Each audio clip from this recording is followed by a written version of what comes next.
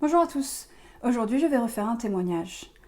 Il serait trop prétentieux de croire que je puisse parler au nom de toutes les femmes, donc je vais vous donner les raisons pour lesquelles moi, personnellement, je voulais un mauvais garçon. Je voulais rencontrer quelqu'un qui puisse être mon égal et comprendre mes souffrances. Le mauvais garçon savait très bien comment créer une connexion émotionnelle, éveiller en moi toutes les hormones qui faisaient tant de bien et qui me rendaient totalement accro. Je n'avais rien d'autre que ça pour me sentir exister, pour me sentir heureuse. Et quand je rencontrais un mauvais garçon, c'est comme si je commençais la vie que j'avais mise sur pause.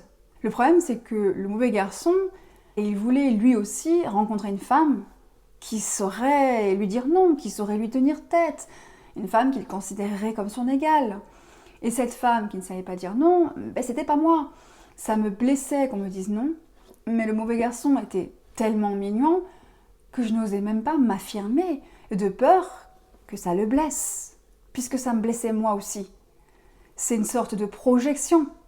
Et j'avais tellement peur de le perdre que j'acceptais tout sans broncher. Et j'étais en réalité une serpillière. J'aimais les mauvais garçons parce qu'ils faisaient sur moi les mêmes tests que je faisais sur les hommes.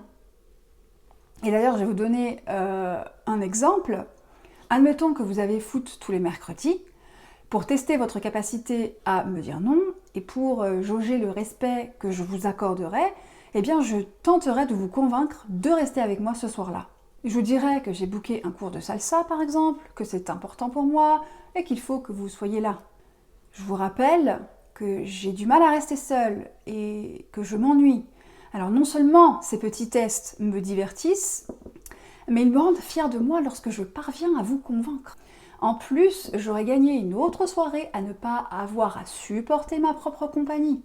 Parce que, soyons honnêtes, je n'ai pas de passion, je n'ai pas d'amis, ou du moins mes amis ne me procurent pas autant de plaisir que la compagnie d'un homme.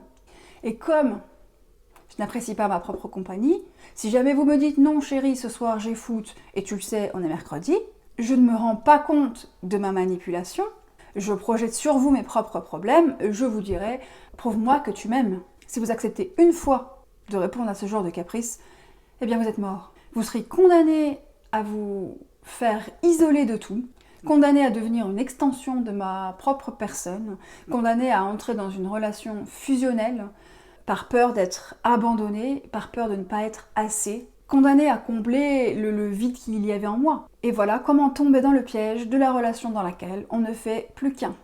Une fois que vous dites oui et que vous sacrifiez votre liberté, eh bien je comprends que je peux vous emprisonner, je comprends le pouvoir que j'ai sur vous, et je comprendrai que vous répondrez au moindre de mes caprices, et je finirai par m'ennuyer. Donc la réponse à toujours donner devant ce genre de test, évidemment c'est non.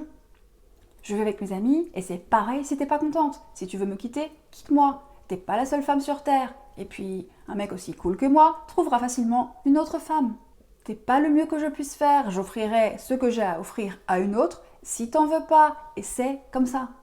Et ce genre de test, quand un mauvais garçon me le faisait, évidemment, je les perdais. Le mauvais garçon a du succès, et retenir son attention me faisait me sentir spéciale, je voulais le garder. Au lieu de me guérir moi-même, je cherchais à réparer le mauvais garçon de sa peur de l'engagement, alors que je n'avais même pas moi-même la maturité qu'il fallait pour m'engager.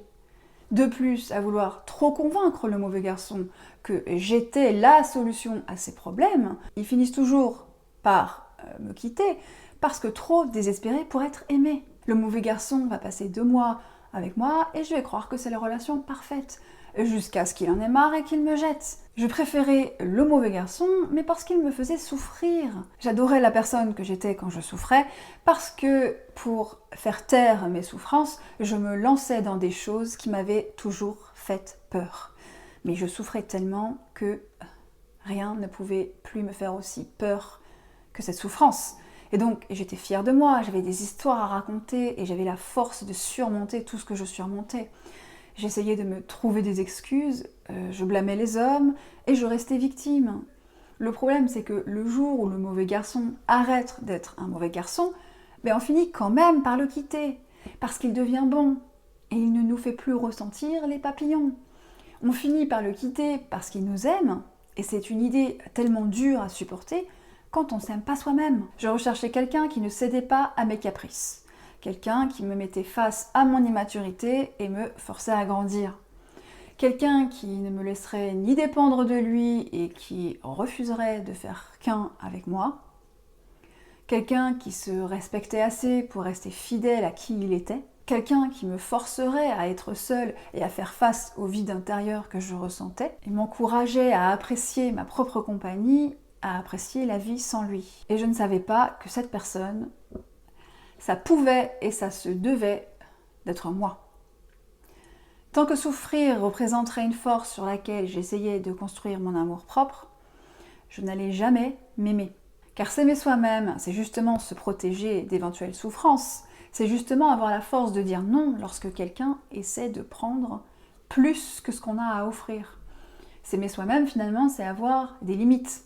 C'est prendre la responsabilité de faire des choix qui défendent nos intérêts. Et c'était pas la faute des mauvais garçons si je les choisissais et qu'ils me rejetaient. Moi, qui avais toujours cru être forte, je me suis rendu compte que j'étais finalement faible. Si j'avais recherché en lui des qualités profondes, des valeurs à défendre, je n'aurais peut-être rien trouvé, vu que sa seule occupation était de collectionner les femmes à manipuler. C'était donc bien ma propre superficialité qui m'attirait chez les autres. Il y a bien plus dans la vie qu'un beau minois et une dose de dopamine qui ne reste pas. Et ma vie finalement était bien triste. Et j'avais besoin des autres humains pour me représenter un défi dans la vie. Des défis qui me permettaient de m'aimer moi-même à travers le regard des autres, on appelle ça du narcissisme. Et le narcissique, il est loin d'être fort et indépendant. Donc finalement, c'était une carapace, et deux narcissiques auront beaucoup de mal à se guérir mutuellement. Mais j'aurais dû prendre le temps de me construire et me dire que finalement il fallait autre chose qu'un beau sourire. On m'aimera pour autre chose que mon physique finalement, mais quand j'aimerais quelqu'un pour autre chose que le sien.